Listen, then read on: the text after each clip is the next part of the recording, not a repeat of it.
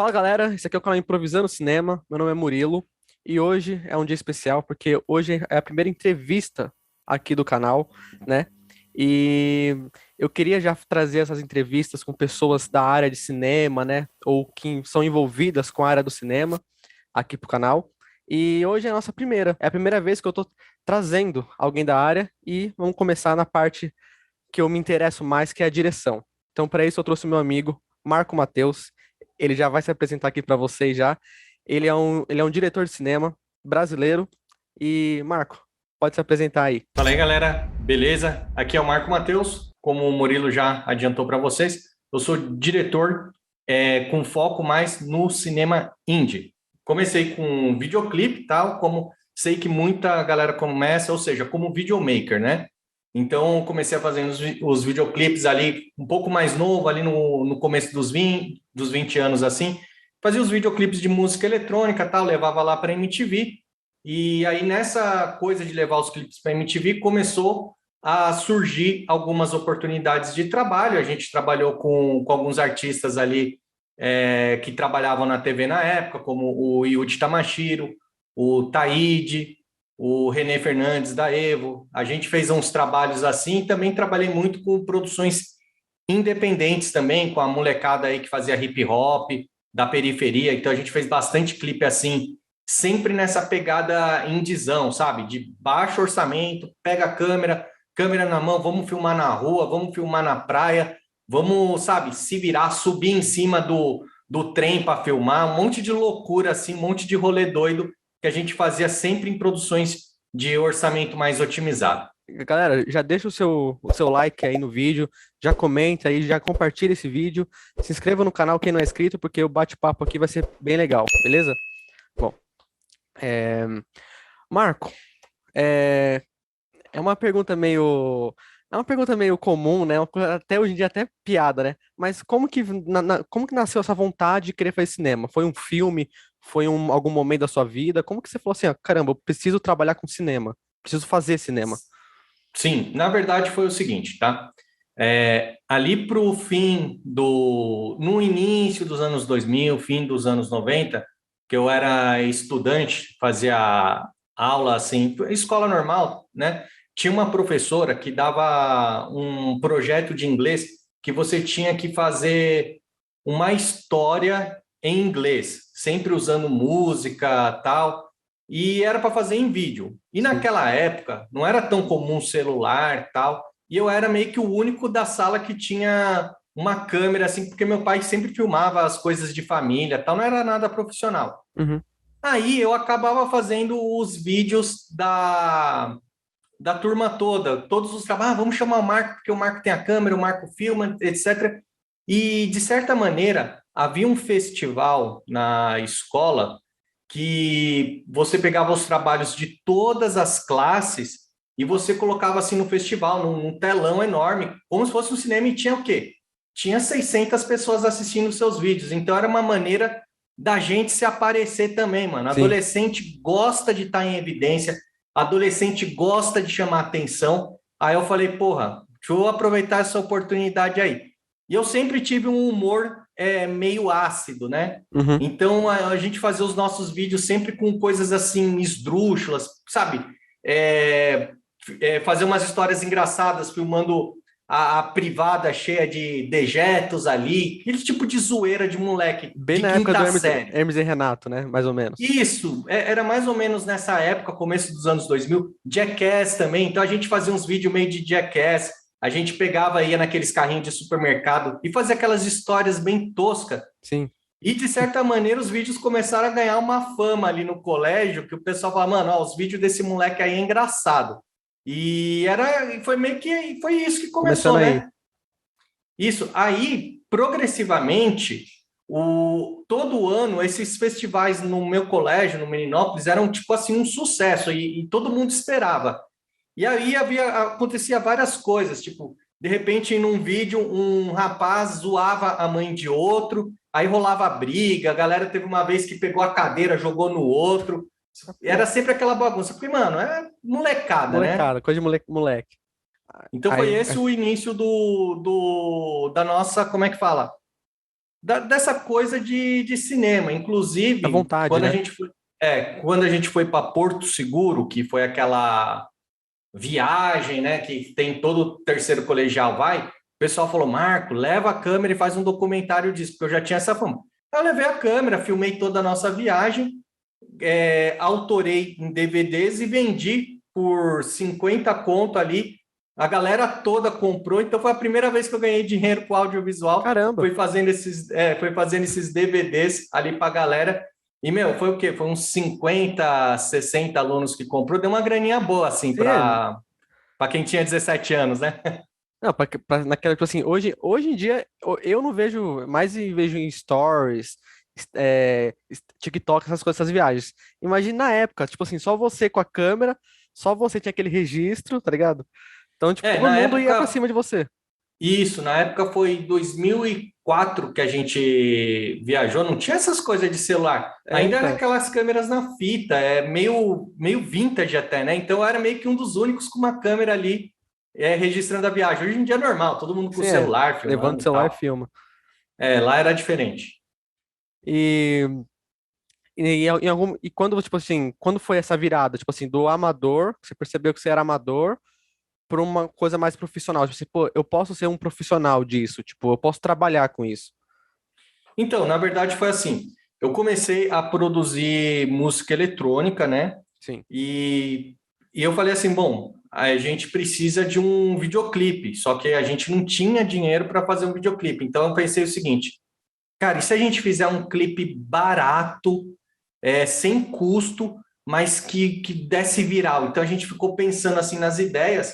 Foi quando a gente teve uma ideia de alugar três fantasias ridículas, assim, daquelas bem vagabundas mesmo, gastamos R$ 50 em cada uma, de Batman, de de Super-Homem e de Homem-Aranha. Carreta Aí a furacão da gente. época. Isso. Aí a gente botou os moleques para ficar zoando na rua e filmando assim na mão. Então a galera ia na feira, começou a dançar no meio do povo, o povo começou a dar risada. Aí a gente chamou uns amigos meus assim, ficou um clipe zoeira, ridículo, mas justamente porque naquela época tinha um tal do programa Os Piores Clipes do Mundo, com Do o Mion. Marcos Mion, então o nosso clipe não chegou a ir nesse programa, mas a MTV ela gostava dessa coisa meio trash, né? Como Hermes e Renato, Jackass, piores clipes do mundo. Então o Supla sempre lá com os trabalhos meio Parecia. tosco. Então a MTV tinha esse lado zoeiro. Só que aí o que aconteceu? Esse clipe para mim era zoeiro pra caramba. Aí o que aconteceu? Nessa de jogar esse clipe na internet, na MTV, deu um viralzinho assim. Chegou um produtor que trabalhava com o Yuji Tamashiro. O Yuji, acho que a molecada conhece. Ele é mais da Conhece. nossa geração, É, assim, mas eu acho que a molecada hoje conhece. hoje te conhece. O Yuji é o apresentador do SBT que o pessoal enche o saco, PlayStation e tal. PlayStation. Por causa do Bom Dia e Companhia. Aí me ligaram, né? Acho o Oscar. Eu sempre agradeço o Oscar porque foi ele que fez essa ponte. O Oscar da Rua. Ele me ligou e falou assim: Marco, a gente viu o teu clipe aí e tal. A gente está aqui procurando um diretor para fazer o clipe do Yudi. E na época, eu não conhecia o Yudi, porque eu era mais da MTV, eu não via SBT nem nada. Aí eu falei, beleza. Para mim, na minha visão, o Yudi era um rapper ali da periferia, que nem eram os clipes que eu fazia. Aí eu cheguei lá na Um susto. reunião. Não, eu tomei um susto porque tinha umas 15 pessoas assim. Aí eu falei, eita, como assim? E eu cheguei 1h30 atrasado porque eu me enrolei, peguei ônibus assim, me perdi, me enrolei todo. Cheguei lá atrasado. Aí o pessoal falou assim: então, que o Ratinho vai participar, não sei o quê. Aí eu fiquei assim: Ratinho? O Ratinho vai participar? Aí eles falando: não, porque lá no SBT. E um monte de gente pedindo autógrafo, um monte. Você tem que lembrar, a reunião foi num shopping, que é lugar público, Sim. e isso, o Yudi, ele estava assim num auge, né, assim, Sim, é. do SBT, né? Acho que Aí eu, na época ele era o maior apresentador infantil da época. isso. Aí eu fiquei assim, eu fiquei preocupado, eu falei, caramba, peraí, aonde que eu tô aqui? Por que eles não chamaram um cara do SBT, eles estão me chamando eu do nada, né? Aí eles conversaram comigo. E você que é o diretor, não, você é o diretor não sei o quê, o diretor Marco Mateus. Foi a primeira vez que me chamaram de diretor. Aí eu falei, meu Deus, eu só sou um moleque que fez uns vídeos aqui com meus amigos, tal, e de Vídeo repente tô bobo. aqui. Aí o que que aconteceu? Eu tentei começar a falar mais bonito, assim, e eu tentei começar a não entregar que eu estava mais perdido do que qualquer Sim, pessoa ali. é o mais Só que eu falei importante, assim, mentir. bom, aí eu fiquei assim, mano, segurei a onda ali na reunião, aí eu falei, bom, agora eu vou ter que virar diretor de verdade, porque eu fui chamado para dirigir um clipe de uma celebridade brasileira. E aí o mais curioso foi que eles até perguntaram, o que que você acha que precisa para o clipe? E eu não sabia o que dizer, eu só falei, 150 modelos. Eu nem sabia o que estava falando. Aí eles, tá bom. Aí eu falei, caralho. Aí eu falei, tá bom, eu quero também um telão 2 metros por 2 de LED. Eu tava inventando na hora, tá ligado? Aí eles falaram, beleza, vamos lá. Aí eu vi que eu tinha que estudar o ofício, né? Porque a oportunidade caiu no colo. Eu falei, Sim. meu, aí eu comecei a estudar de verdade. Só que naquela época não tinha YouTube com um tutorial que nem tem hoje. Era 2007, isso, 2008. Era uma coisa assim que não tinha isso, né? Então eu comecei a estudar através do making off dos clipes, dos clipes gringos, né? Eu olhava assim e falei, mano, como que eles montam a luz? Eu fiquei assim meio que montando as coisas. Aí chegou no dia tal, 200 pessoas, a câmera, os caras do making off do SBT com aquelas câmeras gigantes, e eu com uma câmera pequenininha junto com meus amigos, 300 pessoas ali no set, No seu a comando. gente no meu comando e eu dirigindo. Só que, claro, eu não sou tonto, né? Eu preparei a logística, eu sabia que ia ter, planejei cada plano, eu fiz tudo assim bem planejado. Então o pessoal Sim. me achou muito organizado. Comprei um megafone, então fiz tudo certinho. Fiz a direção, tal, entregamos o clipe no horário certinho. Aí eu fiquei com o maior cagaço. Eu falei, mano, o Yudi vai detestar esse clipe, porque eu olhei, eu achei ele amador, com a pegada meio amadora. E Só que foi você que editou ou não? fui, Foi. foi a edição. A edição foi bom porque eu consegui escolher os ângulos que estavam melhores, né? Porque, pelo amor de Deus, tinha cada take que a gente fez ali horroroso. Aí eu olhei assim, na hora que eu peguei o material, eu chorei de tão ruim que tava. Falei, mano, eu joguei minha vida no lixo. E só que é o seguinte, por eu ser produtor de música eletrônica, eu era muito ligado no beat da batida. Eu Hum, era muito ligado nessa coisa. Então, a edição do clipe, vocês, quem viu, quem vai ver esse vídeo, tiver curiosidade de procurar esse clipe depois na internet, vocês podem reparar que o que a imagem está de ruim, a edição está de boa. Então, eu peguei, fiz corte em cima do beat, fiz um monte de coisa gringa, fiz transição de tela estilo Madonna, estilo clipe da Madonna, que na época tava bombando. Fiz o bagulho, a edição foi legal. Na hora que o Yudi veio, o Yudi falou, mano, ficou animal, ficou gringo, olha essa edição, não sei o quê. Aí eu falei, puta que pariu. Bom, o cara gostou, já é o era. mais importante. Só, ele não só gostou, como depois a gente ficou trabalhando por mais uns 10 anos aí. Ah, Fiz legal. outros clipes dele, fiz o Virado no Girai na Argentina, fizemos também trabalho no Japão, a gente trabalhou junto no Japão. De vez em quando ele fazia umas turnês pelo Carrossel, né? Eu acompanhava junto, filmava, filmmaker, Ah, legal. fizemos documentário junto. Então foi meu primeiro grande trabalho e foi ele que eu falei, ok, agora a porra ficou séria, eu virei um profissional de vídeo. Legal. Você viu, tipo assim, eu converso bastante com o pessoal dos anos 90 ou até dos anos 80, né? Sim. Que era filmmaker, era videomaker, mas nem sabia que era. E eles falavam sobre a dificuldade que era pra, tipo assim, não era você, tive uma ideia de vídeo aqui, de filme, de clipe e vou fazer. Não, porque não tinha câmera. Isso nos anos 90, 80, assim. E não tinha câmera, edição era praticamente impossível se fazer sozinho do nada, assim.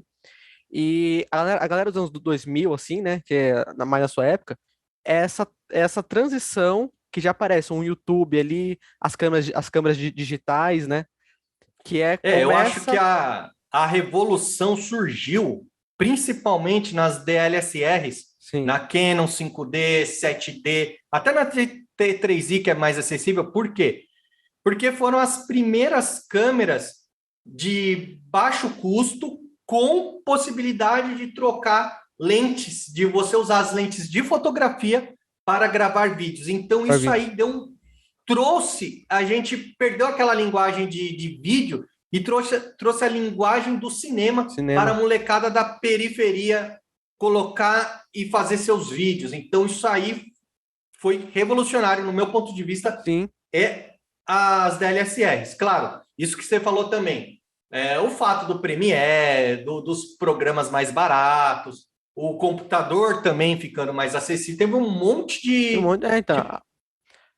coisas, né? Então, a facilidade foi aumentando. E você foi bem nessa transição. Tanto que você fala, algumas coisas que você fala, tipo, eu não tinha o tutorial no YouTube, mas eu já tinha uma câmera já legal, entendeu? Você é bem nessa transição. Hoje em dia você compra uma câmera e põe no YouTube. Como fazer, sabe, as iluminação, light, essas coisas. Isso, eu fui da geração ali com Condzilla, que foram os primeiros videomakers, a molecada hoje que está com seus 30, que estão nos seus 30, os 30 de hoje, há 10 anos atrás, a gente era os vintão ali que estava começando a sair daquela história de clipe. Antigamente o clipe era feito por uma produtora gigante, cheia de departamentos. Então nós fomos a geração que transformou o videomaker em uma produtora completa. Então nós fomos essa geração. Então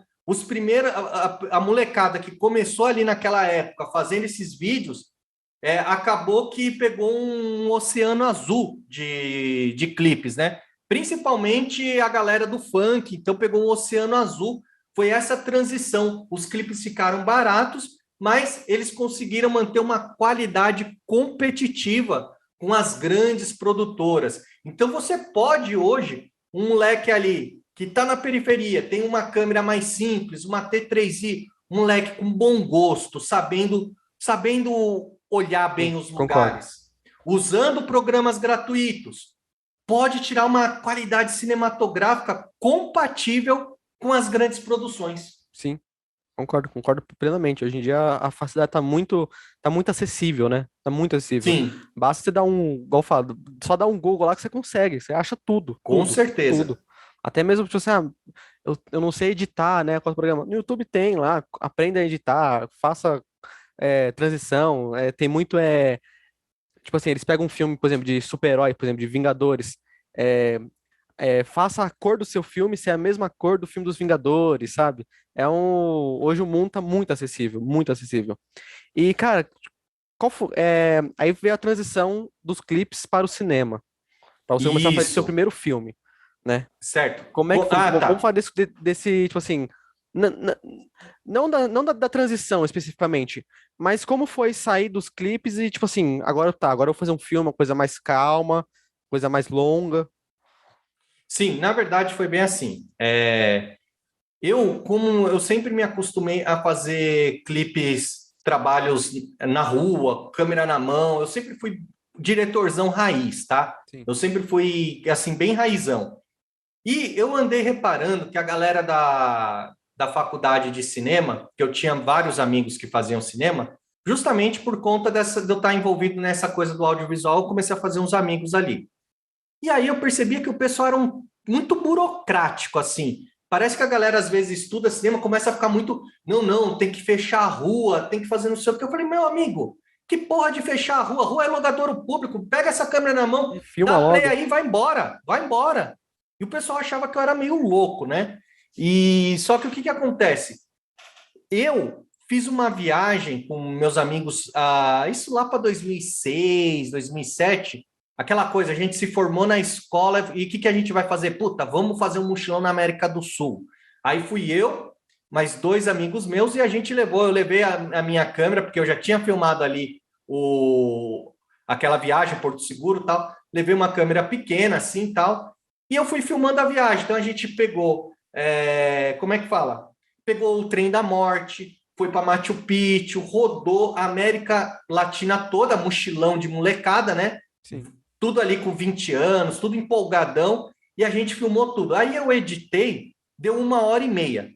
Ou seja, eu pensei o seguinte, caramba, a gente fez um filme. Fez um filme, um A gente comentário fez ali. um filme. E aí eu colocava o pessoal para assistir, meus amigos e tal. Mano, todo mundo gostava, a galera assistia do começo ao fim falando, mano, isso aí é melhor do que filme, não sei o quê. Por quê? A gente fez um documentário, assim, a gente fez o que os vlogueiros fazem Mas hoje em hoje, dia, com câmera maior, só que antigamente, né, com uma câmera mais simples e tal. E aí eu falei o seguinte, mano, filmar é muito mais simples do que parece. Aí eu vi aquelas locações todas, o Salar de Uyuni, o deserto. Eu falei, mano, isso aqui parece filme, parece que eu tô num faroeste. Aí eu andava naqueles desertos da Bolívia e falava, mano, isso aqui parece que eu tô parece que eu tô num filme americano. Eu sempre comentava isso com os moleques, né? Quando eu voltei pro Brasil, eu já estava meio naquele processo do Yudi, de fazer clipes, de não sei o quê. Então foi uma coisa absolutamente natural. Foi quando eu percebi que, porra, se eu fiz um filme com uma câmera vagabunda, imagina se eu fizer um filme com um roteiro de verdade e com uma câmera 5D, 7D, que era a DLSR, que meu amigo tinha. Foi quando eu cheguei e falei para os moleques, falei, mano, vamos fazer um filme? Os moleques até falou, cara, como assim, longa? Mano, vamos fazer um curta. Eu falei, curto caralho, mano, vamos fazer um longa, longa mano. logo. Vamos na Bolívia filmar. Os moleques, mano, você tá louco, mano? Você quer filmar na Bolívia? Não tem autorização. Eu falo, mano, foda-se a autorização. Aí Vamos eu só. fiquei, mano, com os olhos brilhando, né? Eu fui assim, eu fui em cima dos moleques. Falei, não, mano, pega essa sua câmera. Ou essa câmera filma que nem cinema. Se a gente for lá na Bolívia e filmar, inventar uma história aí qualquer, a gente vai ter a porra de um longa. A gente faz isso em uma semana. E os moleques da faculdade de cinema, você tá louco? Não sei o que. Eu falei, mano, vambora. Aí a gente foi praticamente sem roteiro e a gente, como pegava os ônibus, era 20 horas de ônibus para ir de La Paz para Cochabamba, de Cochabamba para Iune, era sempre 20, 30 horas de ônibus. E ali nós ficava 30 horas ali inventando as cenas. A gente foi literalmente sem roteiro. Não, vamos inventar tal cena aqui, vamos inventar tal cena lá, vamos inventar tal cena aqui. E a gente foi meio fazer. Mas a ideia era do tipo assim, vamos fazer uma trip e vamos ver qual é que é. Sim. Só que, quando eu cheguei no Brasil com todo esse material, eu cheguei e falei o seguinte, bom, esse material ficou legal. E se a gente chamasse uns atores mais... Porque assim, eu já tinha feito clipe com o Yudi, eu tinha feito clipe com o Taíde, então eu comecei meio que ter umas conexões. Os contatos, né? Comecei a chamar comecei a chamar os moleques, comecei a chamar o pessoal para fazer, para participar desse filme do Soroshi. Aí o que aconteceu? A galera foi topando. Então eu consegui chamar uns atores mais famosos, tal. Do nada eu tava no set com a Carol Macedo, que estava na Fina Estampa, com o Serginho Rodjakov, que é o cabeção da Malhação, com o Taíde, com o próprio Yudi, que participou do meu filme, com o Marcos Fed. De repente, um monte de gente da Globo ali fazendo o filme. E eu falei, caramba, mano, como que isso aconteceu? Tá ligado? Do nada, assim. Você volta, o que era pra ser uma viagem ali, um filme entre amigos, virou um negócio grande mesmo. Virou uma coisa grande. Aí, claro, e eu não tinha experiência para direção de filme, Sim. mas eu fui aprendendo no processo, até porque a gente fazia uma cena a cada 15 dias. Então, tudo que eu via de errado que eu fazia, eu falei, bom, daqui 15 dias eu não vou cometer os erros. Então, foi uma grande faculdade de cinema a Sim. produção do Soroshi. Na minha opinião, a melhor possível para se aprender. Com certeza, realmente é uma coisa assim que foi um aprendizado prático, muito legal. Aí o que aconteceu? Eu peguei assim, eu falei, mano, beleza. Depois que eu terminei o filme e tal, fiquei editando, aí eu colocava a galera para assistir, dar opinião, essa coisa toda. Eu falei assim, mano, é hora de ver o que a gente vai fazer com o filme. Eu achei que eu ia colocar o filme no YouTube, né? Uhum. Só que aí, um amigo meu, o Diogo, que é até ator do filme, ele levou o filme para a O2. Eu jamais pensei que a O2 iria, tipo, abrir as portas para a gente. Aí a O2 chegou e falou assim, não, a gente quer lançar o filme. Aí eu falei, putz, eu não acredito nisso. Eu falei, caramba, mano, do nada... Não, só para as pessoas saberem, a O2, ela produziu Cidade de Deus, qual mais? Ensaio sobre a Ensaio sobre a Cegueira. cegueira e vários outros filmes, Os assim. grandes sucessos brasileiros é a O2 Filmes que produziu. E a O2, para quem não é do cinema, é realmente meio que o. Aliás, para quem é do cinema, é meio que o sonho, sabe? Você Sim, trabalhar lá. E de repente eu tava lá, entrei ali na O2 para assinar um contrato de lançamento do meu longa, tá ligado? caraca, Tipo sim. assim. E eu tava o quê? Eu tava com 24 anos de idade, tá ligado? Eu falei, mano, eu falei, caramba, tipo assim, isso não faz sentido, tá ligado? Mas beleza. Aí a gente fez, distribuiu o filme pelas plataformas do streaming. Aí aconteceu mais uma coisa surreal também, que, que foi justamente um convite que eu recebi para trabalhar numa produção americana, que foi o Scan Republic. Sim, que esse aí já não era um filme seu. Você foi contratado É, só para dirigir. e o processo foi bem assim. O Ken, ele chegou e entrou em contato comigo pelo Facebook, e ele chegou e falou assim, Marco, eu assisti o Soroshi e vi que é uma produção de guerrilha, tal, não sei o quê, e você fez essa produção muito boa, você chegou, conseguiu ter um resultado muito legal, fez uma direção legal na Bolívia, tal, e eu tenho um projeto no Camarões e eu preciso de um diretor com o seu perfil.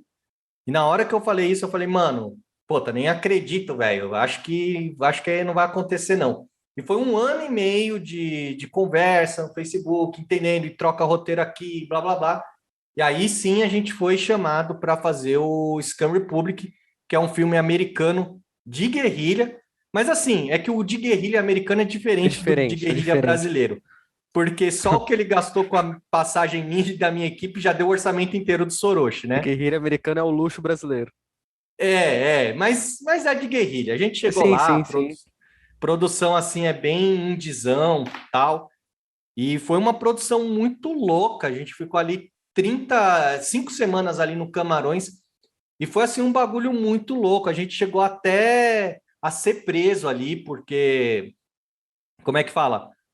Porque os caras, a produção meio desorganizada, não pegou autorização para usar o uniforme da Meu polícia Deus. e teve uma cena que a gente gravou ali que simplesmente tinha sangue falso, tinha briga de faca e a gente gravou nas obras do estádio nacional ali de Ayundé. E esse estádio estava sendo reformado porque ia ter uma Copa de Nações Africanas ali no Camarões.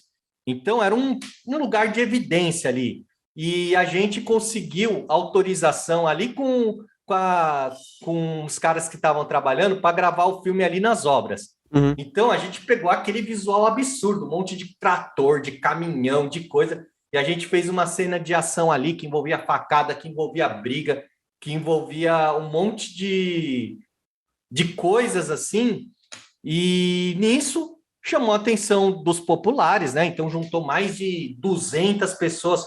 200 pessoas eu exagerei, mas pelo menos umas 80, 100 tinha, tá ligado? Bastante, Juntou. bastante. Porque assim, uma parte da galera que estava na obra meio que parou ali para dar uma olhada, tipo assim, o que é esses malucos aí, tá ligado? Cinema atrai a curiosidade, Sim, né? E era uma produção que, por mais que fosse de guerrilha, era uma produção que tinha, sabe, tinha equipe, tinha um monte de coisa, tinha um monte de gente envolvida. Então chama, não é que nem o Wanderlust, que era eu com uma câmera na mão filmando escondido. Não, a produção do Scan Republic era uma produção mais cheia, né, com sim. mais coisas. E aí o que aconteceu?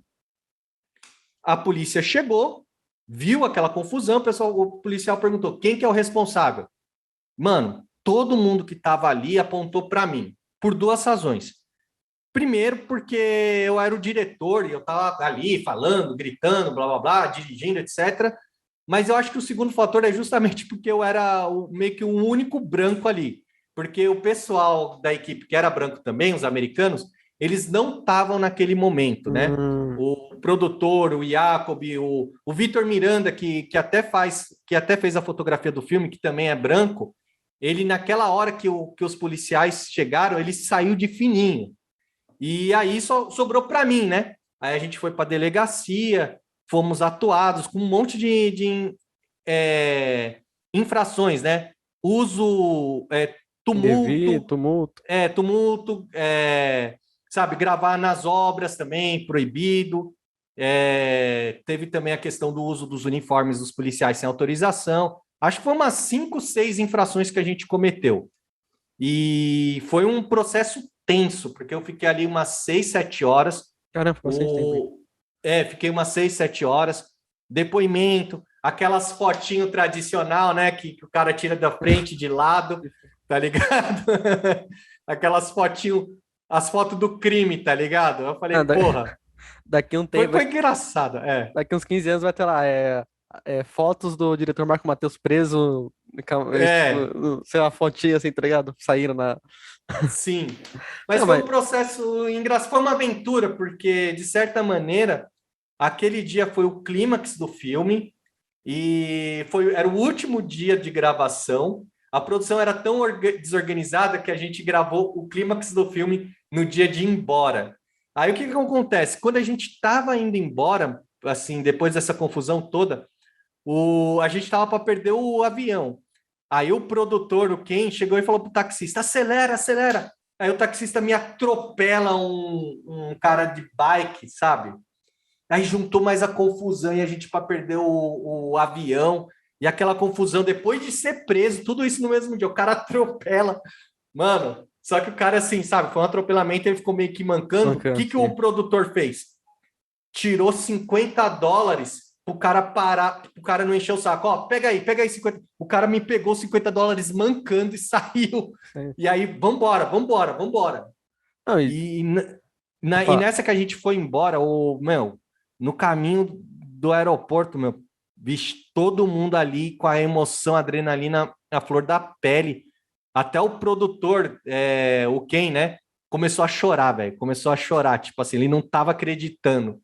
E tipo assim, o filme tava pronto, tá ligado? Foram 30 dias de muita aventura aí na África para fazer esse tal do Scan Republic. não, e tipo, é, é mais, foi o seu segundo ano de faculdade, acredito também, porque é uma Com experiência certeza. sua, né, do seu trabalho seu mesmo, autoral, e agora um trabalho que não era seu, mas que você também estava aprendendo a, tipo assim, a trabalhar com outras pessoas, né, e vendo um outro produtor montando ali um projeto dele, tá ligado? Tipo assim, mano, o que ele tá Com errando, que eu certeza. podia acertar, o que ele tá fazendo. Isso é mais uma faculdade, que é o que leva ao seu terceiro filme, né, que é o seu outro filme autoral também, né? O terceiro filme, o Wanderlust, é um filme autoral. E assim, é muito louco, né? Porque depois que eu gravei na Bolívia, depois que eu gravei no Camarões e também no Japão, porque eu já tinha feito aquele trabalho com o Yudi ali no Japão, e sempre Uhum. nessa coisa assim de guerrilha, de câmera na mão, sabe, de se jogar. O próprio Virado no Jiraya, que é o clipe que eu fiz com o Yudi, também foi total na guerrilha. O pessoal acha que a Yudi é mega produção. É nada, a gente pegou o avião, foi para lá, para Ushuaia, e filmamos lá assim Sim. na rua, nos desertos ali da Patagônia. Foi tipo rolezão também, pegando hotel barato. E foi quando eu falei o seguinte, eu tava lá, eu fiz um intercâmbio que eu ali com um amigo meu, né? Eu fiz um intercâmbio, isso logo de, foi antes desse filme africano, né? Uhum. Eu tinha feito um intercâmbio e nessa coisa eu percebi que o intercâmbio ele tinha muitas histórias, aconteciam muitas coisas interessantes. Aí eu vivia falando com meus amigos: nossa, isso daria uma cena de cinema, isso daria uma cena de filme, isso daria uma cena de filme. E a gente ficou nessa de, porra, cara, pô, você já fez o Soroche aí. Você podia fazer um filme de intercambista, né? Aí eu fiquei pensando, why not, né? Por que não, Que né? não. Porque, tipo assim, quando você aprende a fazer filmes assim, na câmera na mão, quando você não tem mais esse medo de, ai, tenho que pedir autorização, ai, tenho que parar aqui, coisa. Sabe, quando você é mais solto, fazer filme é uma questão de simplesmente você querer. Uhum. Você não depende mais dos outros, você não depende de edital, você não depende de alguém te dar patrocínio, não. Você junta o seu dinheiro, faz e vai embora. Então, o que eu fiz? Com o Wanderlust foi a mesma coisa. Com a diferença é que com o Wanderlust eu tinha uma bagagem muito alta e eu tinha muito mais experiência. Então, eu consegui tomar certos cuidados. Eu percebi que meus dois principais erros, tanto no Soroshi quanto no Scam Republic, é que a direção de ator e os próprios atores, eles não tinham um nível que uma grande obra cinematográfica perde. Quando eu falo no caso do Soroshi, é que eu trabalhei, não estou falando dos atores grandes, os globais que entraram Uhum. depois, mas sim dos meus amigos que entraram comigo ali, porque eles não eram atores, eles sabem disso, entendeu? Então eles não tinham assim um nível de atuação. Aí eu percebi que, e no caso do Scam Republic, também teve esse problema. Muito ator despreparado, e eu falei o seguinte, mano, no Wanderlust eu só vou trampar com ator foda. Esse foi meu primeiro ponto, tá? Aí eu chamei uns atores mais assim, o Tom Prado, o Emerson Grotti, o Daniel Navarro, que são atores que são assim. Foi diferente do Soroshi que eu chamei meus Sim. amigos. No Wanderlust, não. Eu chamei meus atores. É por isso que eu recomendo para a molecada aí que tá querendo fazer clipe, filme, etc. Meu, para um pouco com essa mania de tentar chamar só os Os amigos amigos. e começa a se abrir para casting, sabe? Então o Wanderlust a gente fez casting, teve mais de 600 pessoas inscritas, a gente fez casting mesmo. Eu entrevistei as pessoas. Então, nesse caso, o Wanderlust foi um filme de intercâmbio que eu gravei na Europa, e como todo filme que eu faço, tudo do meu dinheiro, eu junto meu dinheiro, eu trabalho e banco minhas produções, então é mais ou menos o seguinte, a pessoa fala, pô, você deve ganhar pra caralho, né, para bancar esses filmes do seu bolso. Não, eu gastei R$ 5.000 para fazer o Soroshi, tá? É isso. Os outros meninos que fizeram comigo, cada um gastou R$ 5.000, cara. Então, não é tanto assim, não é tipo, o cara fez, o Milhões. cara gastou, cara deve ser um playboy, gastou milhões para fazer. Não, não é playboy, não é porra nenhuma. Você faz 2 jobs de clipe, junta 5.000 e faz seu filme. Foi assim que eu fiz. Não tem Sim. segredo. É simples assim, não tem segredo. E com o Wanderlust, claro, aí no caso eu gastei um pouco mais, por quê?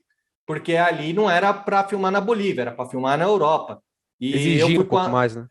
exigia um pouco mais, mas também não é uma coisa assim que foi muito absurda, sabe? Eu não sei exatamente em termos monetários quanto que eu gastei, porque teve também, eu paguei a passagem da minha namorada, eu também, então eu tive uns gastos a mais A que mais. saíram do escopo do filme, mas enfim, mas que aconteceu ali. Mas cada ator pagou o seu.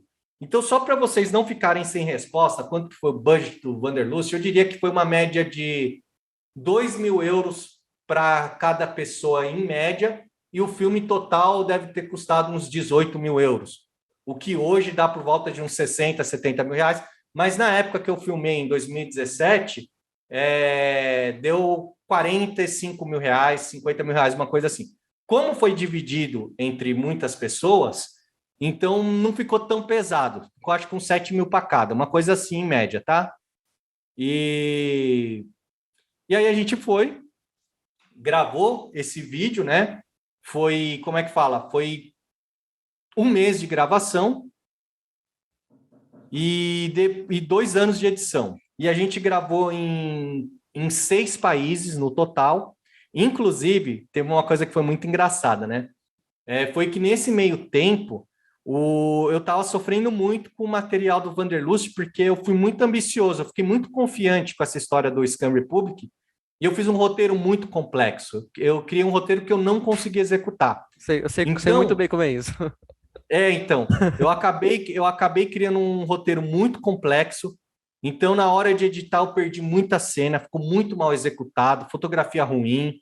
Aí eu comecei a ficar com vergonha do material e eu comecei a ficar chateado, porque a impressão que deu que o Wanderlust fracassou. Uhum. E eu fiquei muito chateado, porque eu era um cara que, queira ou não, no meu primeiro filme eu coloquei no mercado, né? O segundo filme eu fiz uma produção americana e esse filme foi para o mercado também, pro mercado africano. Foi vendido lá, tem público, acho que mais de 10 mil pessoas assistiram o Scan Republic. A galera fez dinheiro, a produtora, a Sun People. E o Scam Republic e o Wanderlust, eu comecei a mandar para as distribuidoras e ninguém queria lançar. E aquilo me matou, assim, por dentro. Eu fiquei assim, falei, caramba, como que eu vou falar para todos esses meus sócios que o filme fracassou, que ninguém quer lançar e todo o dinheiro que o pessoal, sabe, investiu? Aí eu comecei a ficar chateado, eu comecei a me sentir uma fraude, sabe? Uhum. E eu falei, puta, na verdade eu não sou um diretor, tá ligado? Eu sou, tipo, só um malucão com uma câmera na mão que acha que pode fazer tudo. E aquilo me magoou demais, eu fiquei muito mal, porque eu não sabia como comunicar às pessoas que o filme tinha fracassado. Eu não sabia, eu simplesmente não sabia. E eu comecei a passar por um momento muito ruim. Aí o meu melhor amigo, um dos meus melhores amigos, nessa mesma época, se matou. Então eu comecei assim, eu entrei assim até numa certa depressão, que aí eu comecei, que eu fiquei desempregado, porque eu larguei meus trabalhos na publicidade, coloquei muita energia nesse filme, e aí eu entrei em depressão, assim, fiquei um tempo assim mal, até que eu recebi da Índia um prêmio de melhor diretor pelo Soroshi. Então, e uma semana depois, o Soroshi foi premiado como o melhor filme em outro festival, em um festival diferente. Aí eu pensei, cara, eu acho que eu não estou tão errado assim. E foi quando eu decidi refazer o Wanderlust inteiro. Eu percebi que eu deveria, que eu estava tocado pela morte do meu amigo. Foi quando eu comecei a estudar e eu percebi que o filme Wanderlust não era sobre moleques que faziam intercâmbio, Viagem. era sobre depressão, era sobre depressão, era sobre síndrome do regresso, era sobre pessoas que sabe? E aí, o que, que eu fiz para salvar o Wanderlust, eu diria? Eu diria que eu comecei a criar uma narrativa mais numa linha de Cidade de Deus, Transporting, e essa narrativa eu consegui criar e aprofundar os sentimentos. Aí eu falei com o Cello, que é o produtor de música eletrônica, para ele começar a fazer umas músicas mais na pegada depressiva, de violino e tal. Aí eu comecei a pegar aquelas imagens, aquelas músicas mais depressivas, comecei a criar narrações, de repente o filme foi ficando bom. Foi ficando bom, eu falei, eu acho que o filme tem um novo caminho. Foi quando a gente decidiu, por conta desses prêmios, o pessoal falou que iria ter premiação na Índia com tapete vermelho. Aí eu tava assim, com verba muito baixa, aí eu consegui ajuda para viajar, tanto dos meus amigos. Meus amigos chegam e falam assim: não, Marco, a gente vai bancar essa viagem para você, fica tranquilo. Até meus familiares, tal, a galera fez meio que uma vaquinha para eu ir lá na Índia pegar esse prêmio por causa do Soroshi. E eu estava Sim. desempregado, estava sem dinheiro nenhum, só que graças a essa ajuda eu consegui fazer uma viagem que é uma viagem cara, ir para a Índia. Só que aí o que eu fiz? Não sou besta, né? Peguei minha câmera e falei, o quê? Vou gravar um monte de cena para o Wanderlust e vou salvar esse filme. Então, como um dos meninos que estava no Wanderlust, ele também estava no Soroshi, ele também foi receber esse prêmio comigo. E ele estava bem financeiramente. Inclusive, ele que bancou o hotel. Por exemplo, o hotel, a gente ficou no hotel 6 estrelas. Fala, nossa, o Marco está ostentando. Na verdade, meu amigo estava bem financeiramente, ele falou assim, Marco, vamos pegar o hotel 6 estrelas porque a gente merece, Hum. foda-se. Aí ele pegou, e aí a gente foi lá na Índia para fazer como é que fala? Para pegar esse prêmio, eu levei minha câmera, aí eu comecei a filmar a Índia, Nepal, comecei a filmar as montanhas, o Himalaia e não sei o que, peguei um monte de imagem, filmei aeroporto, avião, um monte de coisa. Aí eu falei, mano, eu salvei o Wanderlust. Voltei, aí eu encaixei todas aquelas imagens de montanhas, Índia, de avião, de não sei o que, junto com as narrações. junto com tudo. Meu, o filme transformou. Aí eu enviei para a distribuidora. A distribuidora que tinha falado não anteriormente falou que queria lançar o Wanderlust. Então, consegui salvar através da edição. E na hora que eu falei isso para os meus amigos, para os sócios, cara, a galera toda ficou maluca. Ficou Imagino. maluca. Então foi assim, o Wanderlust foi o processo mais difícil de fazer, Sua tá? formação. O Wanderlust me deu a formação que eu acredito ter sido definitiva, Sim. porque foi de fato os maiores aprendizados que eu tive na vida, foi fazer um filme que tinha tudo para fracassar, Eu reinventei 100% na edição, reinventei completamente o filme e tive, graças a Deus, essa oportunidade, as pessoas certas que puderam me ajudar em um momento que eu estava com depressão, sem dinheiro, desempregado.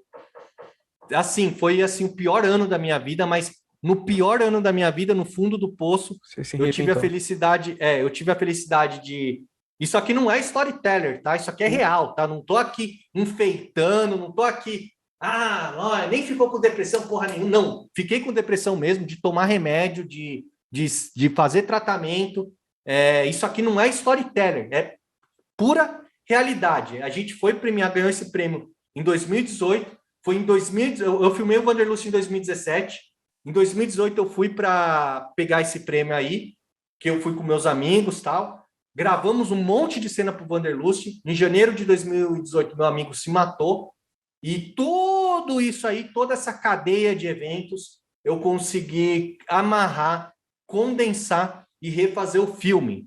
Refiz o filme inteiro do zero e levei hoje, não posso falar produtora ainda, mas logo menos vocês vão saber, mas uma distribuidora que recusou o filme, depois que viu todo ele transformado, falou, a gente vai lançar, e eu estou com um contrato em mãos, então o filme Wanderlust será lançado em breve, posso estar falando Ah, isso, que não da posso hora. dar mais detalhe. Ah, beleza. Então foi todo esse processo aí que foi muito desafiador. Não, cara, é tipo assim, eu acho que essa história é muito do que fala do. É que eu não conheço muito pessoas independentes assim de fora, né? De fora do país, que eu falo, de outros países. Mas eu acho que toda pessoa brasileira, assim, que quer trabalhar com filme, tem uma história parecida, sabe? Porque a gente vai, tipo, a gente tem que se reinventar nas dificuldades, né? Você pega, por exemplo, desde as grandes produções, tipo Tropa de Elite, né? Tropa de Elite, os filmes de comédia brasileiro, eles têm uma dificuldade, só que é uma coisa interna deles. A gente aqui, da coisa mais independente, né, do mundo indie, essas coisas, a gente tem uma dificuldade que é muito grande e você não tem para onde correr. Porque, é igual você falou, a gente não espera, por exemplo, um investimento grande, como é que é o nome? É aquelas da cultura? Qual é o nome? Um Leis de incentivo. incentivo, A gente não espera as leis do incentivo. Então a gente tem que se reinventar com nada, né? E muitas vezes é isso. Você às vezes já olha assim, você tem só a edição, aí você, tipo assim, eu vou estudar mais a edição então para ver, eu vou tentar filmar uma coisa interna aqui. Não, mas É, isso que você falou é bem legal, porque eu acho que isso de fato é a verdadeira escola. Porque assim, é muito fácil você reinventar quando você tem um caixa e você pode sim, reinventar. sim, Agora, quando você precisa reinventar e você não tem caixa, literalmente as soluções têm que ser de custo zero. Por quê? Porque depois que eu montei o primeiro corte do Wanderlust, ficou claro para mim quais eram os gargalos do filme. Ficou claro para mim. Só que, meu, eu fiz o filme na Europa, eu não tinha condições de voltar para a voltar lá Europa. e gravar lá. Só que eu comecei a me torturar. Falei, meu Deus do céu, se eu tivesse essa exata cena desse jeito aqui, eu iria amarrar esse buraco. Meu Deus, faltou gravar só isso aqui. Aí eu comecei a perceber assim, eu falei, Deus do céu, se eu tiver aqui, meu, 20 mil reais, nossa, eu salvo esse Tava filme. certo. Só que aí eu tinha que pensar, não, Marco, você não tem esses 20 mil reais, você não tem e você vai ter que salvar com zero. Foi quando eu comecei a pensar. Aí, quando eu tive um insight, qual que foi assim o core? Qual que foi o principal buraco do Wanderlust? para que vocês entendam bem, né?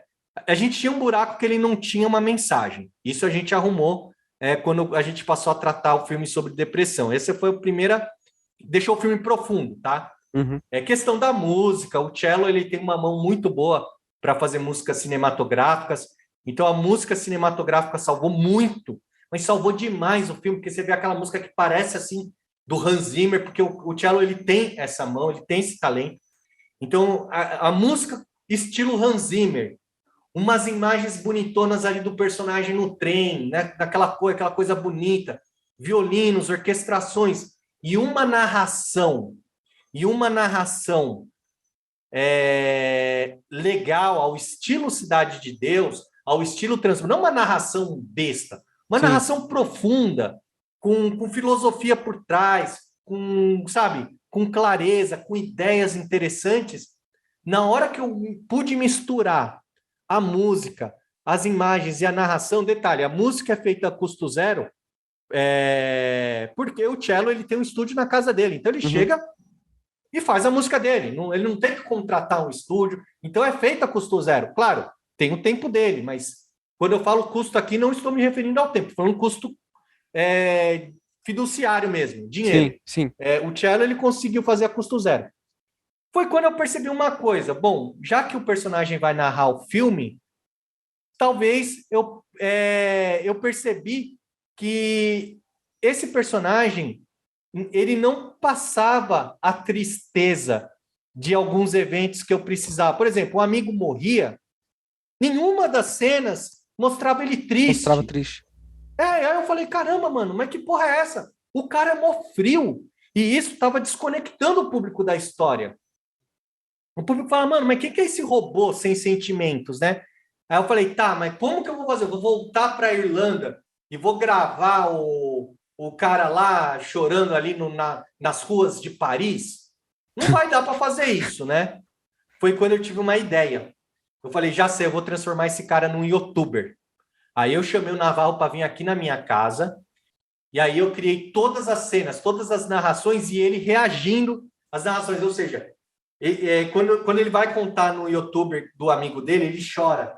E assim, e para ele não ficar falando com a tela, do tipo assim, que nem aquelas novelas toscas, que o personagem começa a falar com o espectador, eu tinha que dar um jeito de colocar o personagem para falar com o espectador, sem ele falar com o espectador. Como o personagem, ele abriu um canal de YouTube.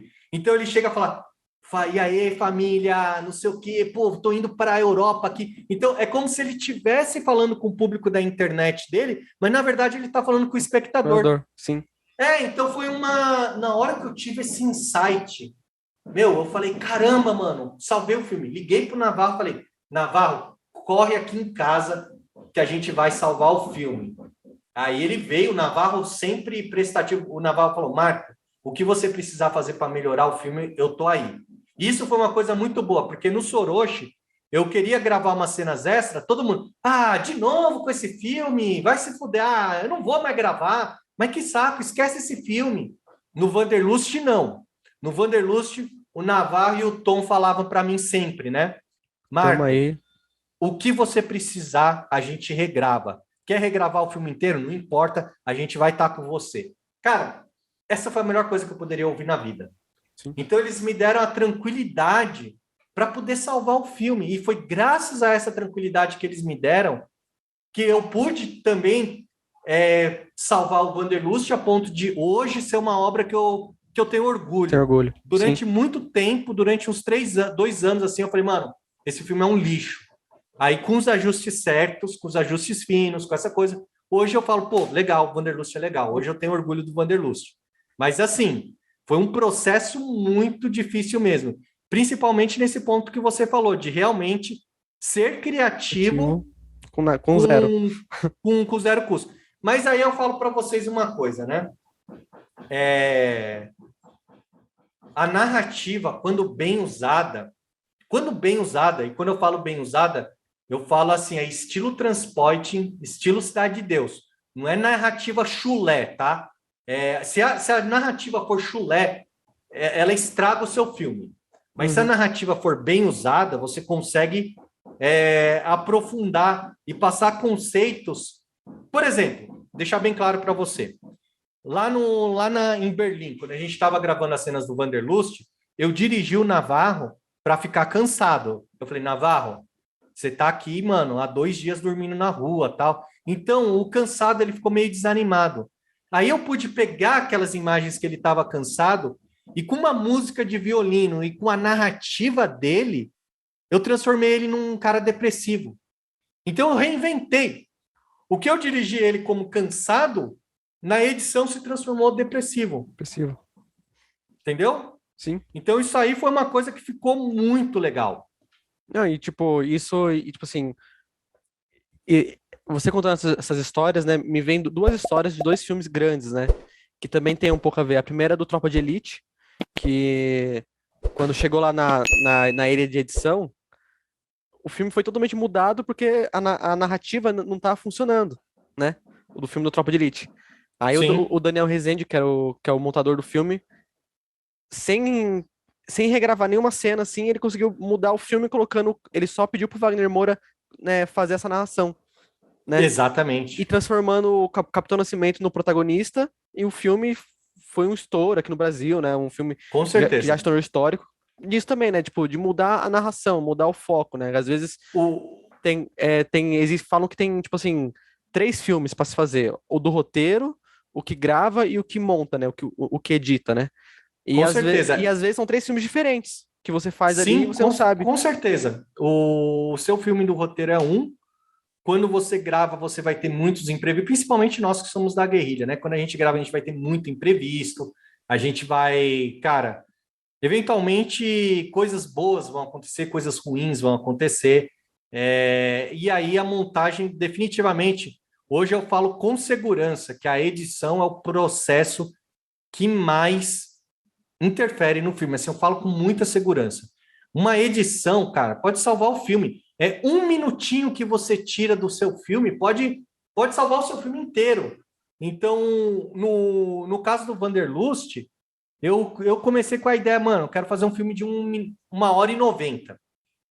Só que o que acontece? Eu fui reinventando tanto o filme, eu fui cortando tanto que hoje o filme tem 1 hora só. Eu cortei meia hora de material, Que você entendeu? sentia que que não tava que narrativa não ali. pertencia à Sim. história, que não tinha também a qualidade, claro. Algumas das cenas do Wanderlust eu enxergo ali que são cenas que não atingem uma qualidade de mercado em termos de fotografia, de composição, mas que ali não teve como eu escapar, porque ali realmente eram cenas que a história realmente precisava. É, Mas as cenas que eu consegui tirar, que não faziam jus ao que é uma cena de cinema, e quando eu falo jus, eu falo em diferentes aspectos, desde a direção de cena, desde a qualidade fotográfica, desde a atmosfera, desde o acting, e desde da questão de roteiro mesmo, tá? Então você tem diversos critérios para dizer o que é uma cena de cinema.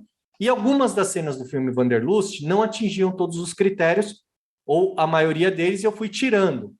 Então, para compensar também, o Wanderlust eu fiz um filme inteiro na mão, então uhum. você tem que tomar muito.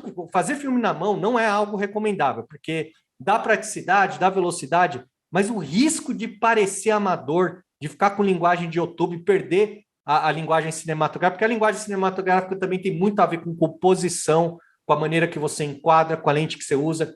Então, você fazer filme com câmera na mão é muito, muito perigoso. Então, eu tive que ser muito cuidadoso com a câmera na mão para que o filme, para que você assista o Wanderlust e você fale, ok, temos o filme, não Filme. um retalho de YouTube, sabe? Um filme amadorzão. Você tem que tomar esse cuidado. Então, no Wanderlust, eu vi que algumas cenas eu não tive esse cuidado gravando. Aí eu falei, putz, talvez seja melhor eu tirar. Várias cenas que hoje eu olho no Wanderlust e falo, caramba, essa direção de arte tá ruim, essa composição tá péssima. A direção de arte, nem teve direção de arte, né? Para começar. É, e, e eu, como um diretor, que por já ter experiência, eu tenho um olhar até sofisticado na questão de detectar o que é bom, o que é ruim. Então, tipo assim, eu tenho consciência de que a questão financeira ter a tranquilidade financeira iria sim me dar uns resultados melhores, mas, por outro lado, é muito melhor um filme existir do que não existir. É muito melhor um filme nota 7 que existe do que um filme nota 10 que só existe dentro da sua cabeça. Então, eu também tento um pouco, né, assimilar e entender essas coisas e tentar não me cobrar, não me culpar tanto. Muita galera fala que o Wanderlust o pessoal fala, nossa, cara, é tipo transporting, seria um transporting de baixo custo, a galera fala. Brasileiro, E a transporte minha brasileiro. seria mais ou menos isso. O pessoal fala isso, principalmente nos últimos cortes, né? No corte definitivo que ficou pronto recentemente. A galera fala, nossa, mano, é a pegada do transporting. Por quê? Porque o filme tem a atmosfera do transporte. Por quê? Tem trem, tem montanhas, tem muita Europa, tem Berlim, tem muita cena de rua, busão.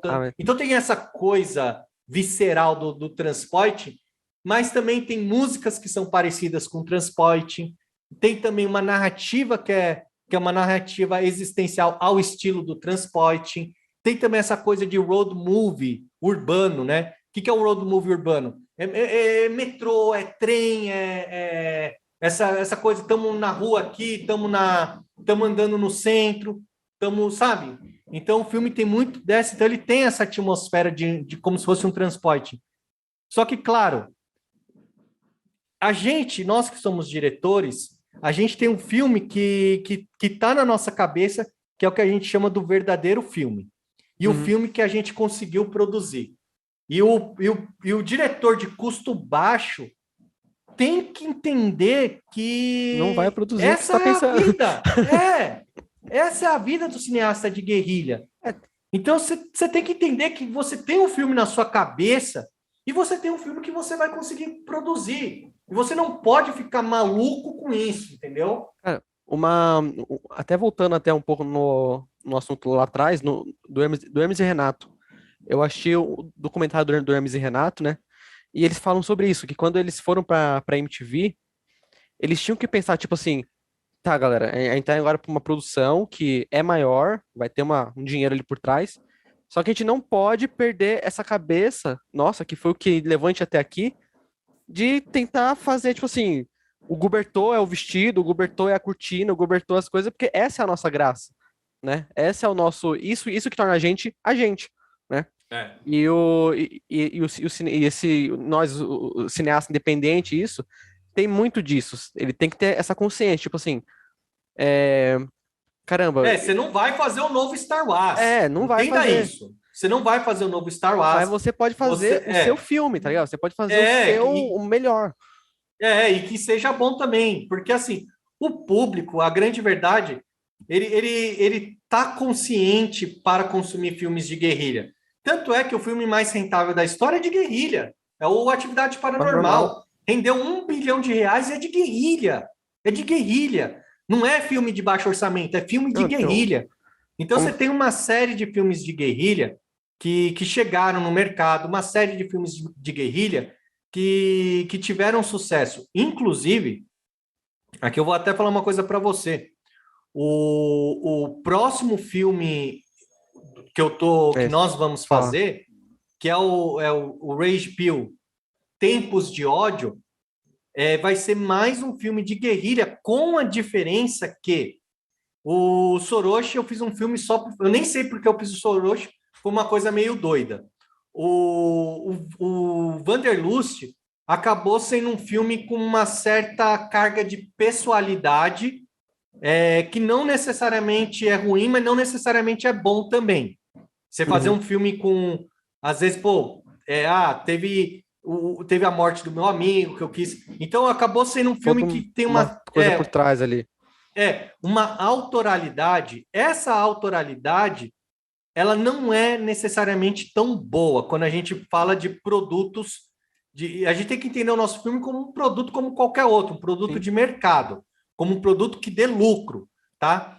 Então, o Wanderlust, ele acabou saindo com uma certa carga de autoralidade que não era necessariamente muito minha intenção, mas foi o que teve, foi o que saiu. Agora, o Rage Pill é o primeiro filme da minha vida que eu estou focado em fazer voltado 100% ao mercado, voltado 100% ao lucro.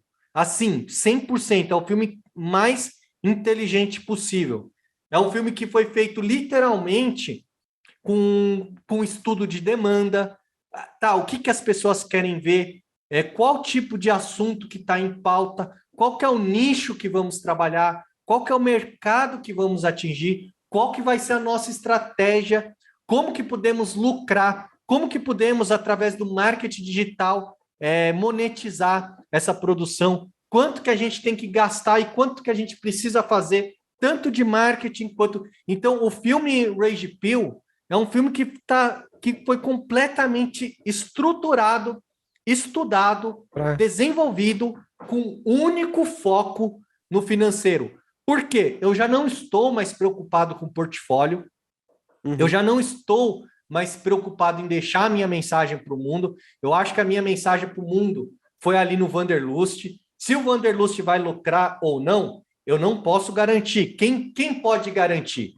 Mas esse filme aqui, no caso do Rage Pill, não é um filme que se lucrar ou não. Não, é um filme que vai lucrar, vai ser 100% trabalhado para lucrar, e eu vou estar, um ano depois de lançar esse filme, eu já vou estar com dinheiro para fazer o próximo filme, literalmente focado no lucro. Então, é um filme assim que é feito com muita inteligência de vendas, tá? E isso tudo foi um approach que eu comecei a desenvolver mais recentemente por causa do que eu comecei a trabalhar com vendas, né? Com vendas de infoprodutos, etc. Então, essa questão de você entender o mercado de maneira mais pragmática, entender o mercado de maneira mais profissional, porque assim, a gente aqui conversando aqui dos filmes, todo mundo que está vendo aqui esse vídeo deve ter reparado que o filme é sim, por si só, a produção de filme é sim uma experiência de vida, é sim uma coisa de, pô, ir no Camarões, de vai lá, aventura, grava, trabalha, aprende, e você cria memórias, e você cria memórias que são importantes para o seu desenvolvimento como humano, como pessoa, mas eu acho que agora o meu foco não é mais esse, não é mais aquela aventura, vamos lá para a África, vamos lá para a Bolívia, pegar a câmera na mão, filmar, não. O meu ganhar foco dinheiro. é outro. O meu foco é ganhar dinheiro. O meu foco é ganhar dinheiro, o meu foco é tipo assim, Estilo ok, Marvel. como podemos faturar pelo menos 2 vezes o que investimos? O primeiro passo é você otimizar ao máximo a produção. Por quê? Sim. Porque quanto mais barato for sua produção, mais fácil é de ter lucro. Regra básica de qualquer negócio. Então, o que eu decidi fazer? Otimizar os custos da maneira mais simples possível. Esse filme aí vai custar cerca de 35 mil, o Rage Pill, e ele vai ser gravado totalmente na Bolívia, no mesmo lugar que eu gravei o Sorocho, ou seja, é um filme com foco na fotografia, é uma maneira barata de conseguir uma fotografia sensacional, porque eu vou gravar o filme todo debaixo da luz natural, acabou. Não preciso me preocupar com luz, quando nós temos um sol enorme em um deserto. Sim. Então, como eu tenho uma certa experiência para filmar em luz natural, então eu já sei os horários certos, já sei os ângulos que me são interessantes, já sei como rebater para a imagem ter o visual legal. Então, eu estou seguro com relação à fotografia do filme. Estou seguro com relação aos atores. Por quê? Porque só ator top, profissional, bacana. E também estou fazendo cast. Inclusive, eu anunciei o cast para mais de 15 mil pessoas. E eu estou fazendo aqui um filtro para pegar somente ator que seja profissional. Alguns atores que eu vou trabalhar que eu já conheço e alguns atores eu vou contratar por meio de casting. Beleza. Estou seguro com relação à fotografia. Estou seguro com relação a locação, é um deserto lindo, maravilhoso, que eu gravei o Soroshi e que é muito bonito, vai funcionar. Estou seguro com relação à minha edição, estou seguro com relação ao trabalho do cello, de produção de música, estou seguro também com relação ao roteiro. Por quê? Porque esse, diferente dos outros roteiros que eu não tinha tanta experiência, hoje eu tenho mais experiência e hoje eu pude também debater o roteiro. Então, eu levei esse roteiro para ser debatido com mais de 100 pessoas que leram o roteiro, deram feedback, falaram, Marco, gostei disso, gostei daquilo, e eu pude consertar o roteiro antes mesmo de rodar. Então, a minha ideia nesse processo não é ficar que nem foi o Wanderlust, ou mesmo que nem foi o Tropa de Elite. A minha ideia é que eu chegue lá no deserto, filme o que tem que ser filmado, monte o que tem que ser montado, e que eu tenha um absoluto controle de todo o processo e também de como será feita a venda. Então, esse é um filme diferente, é realmente um amadurecimento. A Pixar, né, faz muito isso. Eles escrevem lá o roteiro, tem toda a ideia, escreve o roteiro, aí eles vão passando de mão em mão, até voltar assim para eles, né? Uma maneira de dizer. Porque aí, tipo assim, se uma criança leu e gostou, acertamos. Se um adulto leu e gostou, acertamos. Entendeu? É por isso que os filmes da Pixar, ele tem essa ligação entre a criança e os adultos. Porque eles vão, Não, são filmes sensacionais, né? então, porque eles vão Porque distribuir no roteiro, e aí vão dando seu pitaco, dando sua opinião, aí eles conseguem fazer o filme e vende, todo o filme deles vende, tudo. Justamente por causa disso. exatamente. Exatamente. Eu quis fazer com o filme Rage Pill, Tempos de Ódio, eu quis buscar assim, um apelo mais universal. Então, por exemplo, eu passei a ser até mais controlado no Soroshi. Oh, fazer o que quiser, foda-se, vai, vamos filmar uma mulher sendo estuprada no Soroshi e tendo prazer com o estupro, tá ligado? O Soroshi tem essa cena. É assim, meu, vamos filmar underground, guerrilhão, vamos fazer isso, vamos. Bota lá o cara matando o outro cara E ali, sem acabou. censura, de qualquer jeito, bota racismo, bota não sei o quê. Mano, o Soroshi, eu fiz assim, Foi mano. embora. Fui embora, fui embora. Agora, nesse filme, eu já comecei a debater mais. Eu falei, pô, será que realmente vale a pena a gente colocar essa cena com essa violência? O que vai acontecer? Será que o nosso filme vai de 16 para 18? Isso vale a pena em termos de mercado? Pode ser que valha, mas pode ser que não. Então, a gente começou a ter mais consciência. Será que vale a pena a gente colocar essa abordagem aqui? Será que vale a pena a gente colocar essa frase? Será que essa mitada ou essa lacração poderá gerar nas pessoas de determinada ideologia um mau entendimento Ah, do filme? Então, eu comecei a ser mais cuidadoso como o filme seria recebido. Isso passa a ser um pensamento mais comercial, que é quando você faz o seu produto focado em quem vai assistir e não mais em você, e não mais nas suas ideias, não, e não mais no seu sentimento. um- O filme agora passa a ser sobre o outro e não sobre você, cineasta. Então, esse foi o grande amadurecimento que eu tive nessa jornada e o que eu estou aplicando agora no filme Rage Pill. É um filme literalmente comercial, é um filme que eu tenho foco para ter lucro porque eu assumo o risco. O dinheiro é meu. Então, uhum. se eu coloco dinheiro e eu perco esse dinheiro, eu me ferro. Então, eu estou com risco. Se eu não tenho um lucro com Rage Pill, sabe o que pode significar? Pode significar o fim da minha carreira. Entendeu? Então, é realmente um risco grande. Por quê? Porque quando nós estamos fazendo o nosso primeiro filme, é isso que eu falo para vocês, aí que é a audiência do canal do Murilo. Vocês que estão aí vendo, que querem fazer filme. Eu entendo que vocês têm que fazer um primeiro filme para dar uma descabaçada, para criar, para desenvolver. Eu acho que se vocês tentarem se preocupar muito em ser comercial, no primeiro filme, eu entendo que o primeiro filme possa ser um pouco mais autoral. Eu entendo. Mas eu acho que vocês podem errar, tá? Uhum. Mas eu acho que depois que a gente vai ficando velho, que eu já não sou mais um moleque, daqui a pouco a gente está aí batendo os quarentão, eu passo a ter outro tipo de preocupação. São preocupações que não estão mais relacionadas a ter portfólio, que não são preocupações relacionadas a aprender, são preocupações relacionadas a, ok, eu vou realmente transformar isso em um lucro? Porque se eu não transformo, se eu faço esse filme e ele não dá lucro, como que eu vou fazer um outro filme, entendeu? Então, são pensamentos mais que a gente vai envelhecendo e vai desenvolvendo. São pensamentos mais pragmáticos, mais de business, mais de negócio mesmo, entendeu? Então, acho que esse é o momento da jornada que eu tô. Então, eu entendo que pessoas, se você tem menos de 30, na minha opinião, se joga, se arrisca, faz para aprender.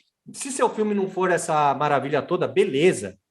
Agora, passou dos 30, você já precisa ter uma visão mais pragmática de mercado, com certeza.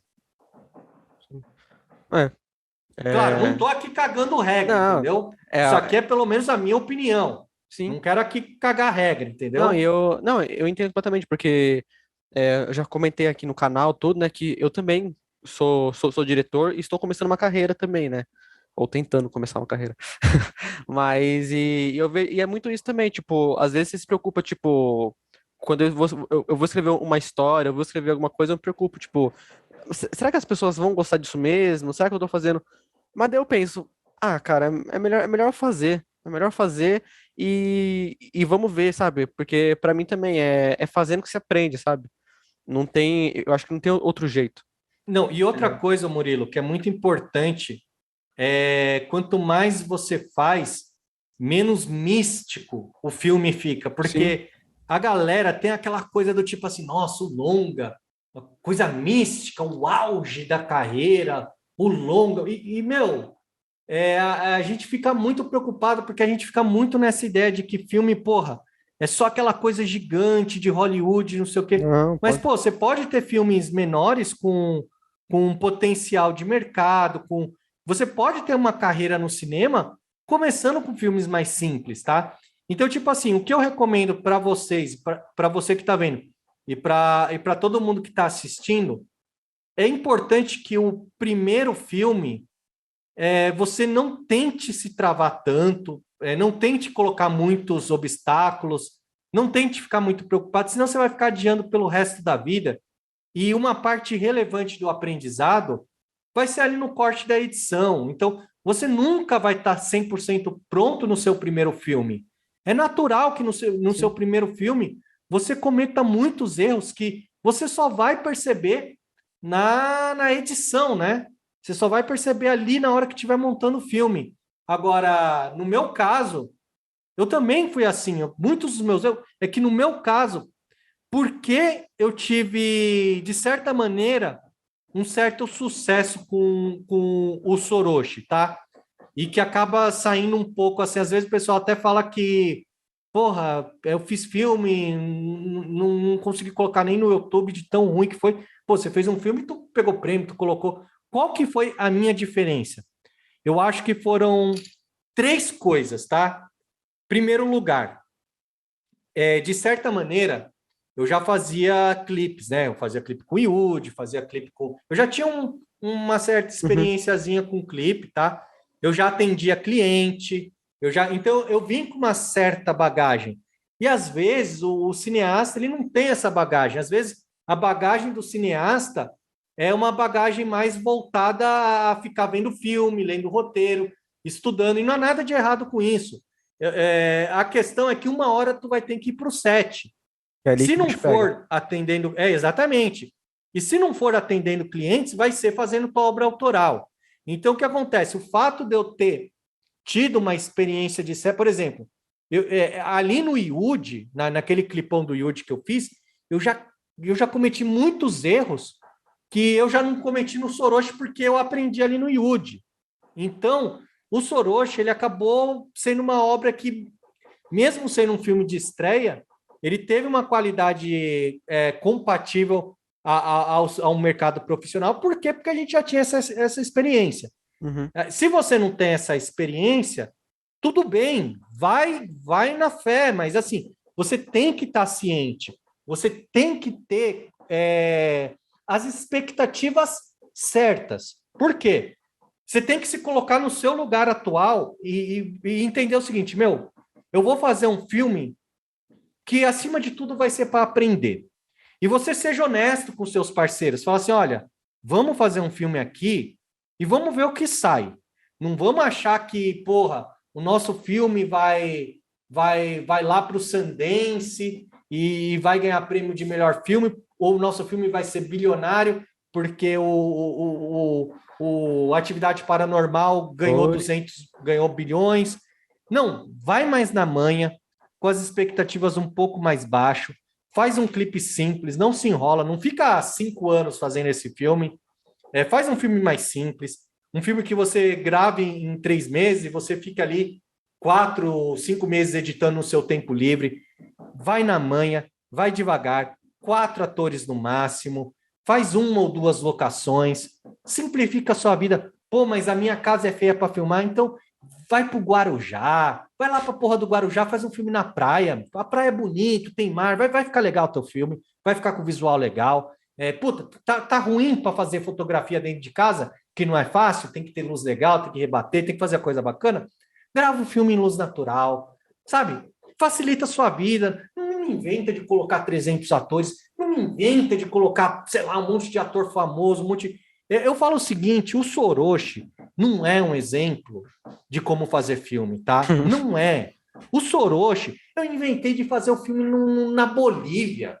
Eu inventei de fazer um filme na Bolívia. Não se compliquem desse jeito. O Soroshi, ele teve coisas que vocês não vão conseguir replicar por fazerem parte de um contexto muito específico.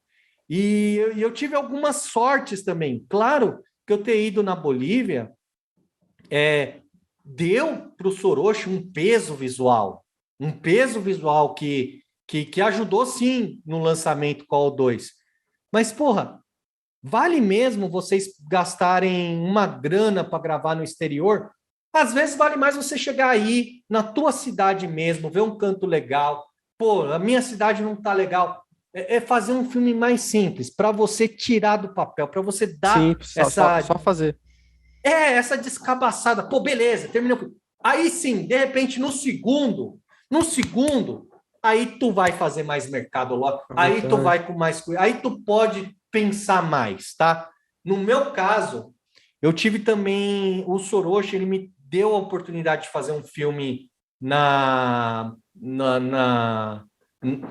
produção americana na África, mas, cara, eu entendo que isso foi exceção. Eu também entendo que eu ter feito um filme tosco e ter colocado ali na MTV, de repente eu estar fazendo um clipe com o Yudi, também foi uma exceção. Isso não é regra. Então, e a vida é assim, a gente não pode pautar muito por casos extraordinários, por exceções. Tipo assim, não é que você vai fazer um clipe de funk e você vai se transformar no novo Condzilla. Tipo assim, o Condzilla, ele estava ali num contexto específico que hoje não se repete. Vai ter outros contextos, vai ter outras oportunidades. Sim. Então, você tem que fazer o seu próprio caminho. O caminho das outras pessoas vale para você se inspirar, para você aprender, para você entender uma coisa ou outra, mas você não pode esperar que tudo aconteça. Por exemplo, o Afonso Poyar, ele fez aquele filme Dois Coelhos, foi escolhido para entrar no Sundance e ele conseguiu contratos, agentes dos Estados Unidos, ele dirigiu 2, 3, 4 obras ali americanas de alto orçamento, obras que ele chegou até a negociar a venda do roteiro com uma produtora que acabou nem se concretizando ainda, né? Mas ele chegou a vender um roteiro lá para uma outra produtora americana. Ou seja, ele caiu no ciclo, tá? Por exemplo, no meu caso, eu falo desse filme americano, mas o Soroshi também me trouxe convite para fazer um longa na Índia, por causa do festival que eu ganhei lá. Sim. Não fechei, acontece, convites surgem. Nem sempre você fecha. Por causa do Soroshi, eu também já fui sondado por investidores de Dubai para fazer uma ficção científica com um orçamento muito maior do que o orçamento que eu estou acostumado a fazer. Não fechou. Eu poderia ter uma ficção científica de alto orçamento por causa do Soroshi. Então, o que acontece é o seguinte: fazer o filme de vocês pode acontecer muita coisa e pode não acontecer Não sei nada. nada. E você tem que estar preparado para os dois cenários. Você tem que estar preparado para o cenário de que puta que pariu, minha vida vai acontecer muito forte. Você tem que estar preparado para o cenário, puta que pariu, não deu em nada. E tudo bem. Você tem que estar preparado para você não se frustrar, para você não entrar em depressão. Por exemplo, eu também eu não fiz a minha vida hoje com cinema independente, mas em algumas situações bateram na trave. Direto. Por exemplo, direto. As pessoas me sondam para fazer filmes, direto. Então, eu tenho, além desses convites que eu falei para você, eu tenho outros convites. Eu tenho pessoas me ligando para falar: Marco, eu quero fazer um filme com você. Por quê? Por causa da porra de um filme de custo zero que eu fiz chamado Soroshi. Porque você começou. Que eu comecei. Então, é isso que eu falo para vocês. Estejam preparados para o sucesso, estejam preparados para o não sucesso. E quando eu falo não sucesso, eu não me refiro a fracasso. Eu acho que é o seguinte: você terminou o filme, é um sucesso por si só. Aí tem, claro, as coisas que podem surgir na sua carreira e que podem não surgir também. E se não surgiu, bola para frente, vai para o próximo filme. Próximo, acabou. Quantos empreendedores faliram uma, duas, três empresas e para na quarta empresa estourar? O filme é a mesma coisa. Talvez o seu primeiro filme não dê em nada, mas você precisa ter um primeiro filme.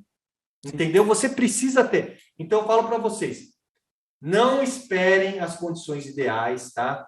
Façam o primeiro filme para que vocês aprendam, realizem e entrem com as expectativas baixas, tá? Vocês falam assim: puta, eu quero fazer um filme pequeno aqui, só para festival. Aí tu chama os atores, tu explica: ó, eu sou um diretor iniciante, mas eu vou fazer meu melhor, cara. Eu vou fazer meu melhor.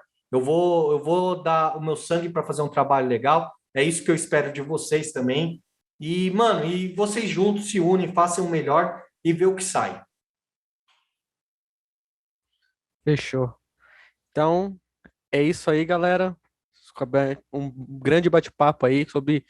Vocês viram como é uma vida de um diretor de cinema no Brasil, de um diretor independente, né? Brasileiro. É, não é fácil, mas eu acho que no final é legal. Acho que seria Eu isso. acho exatamente isso. A conclusão é perfeita, né? No fim das contas, é o que eu falo para vocês.